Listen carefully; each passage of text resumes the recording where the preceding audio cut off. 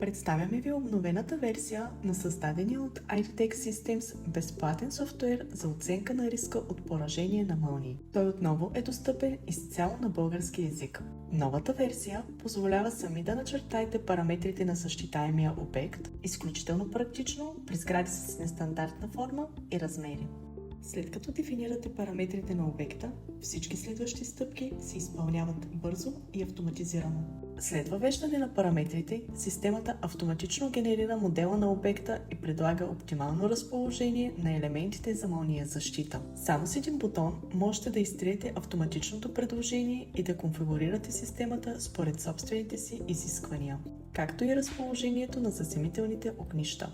След финализиране на проекта, софтуерът автоматично генерира подробен доклад, който получавате директно на посочения от вас имейл адрес. При необходимост от допълнителна информация или разяснения относно софтуера, можете да се обърнете директно към екипа на DICOM ООД.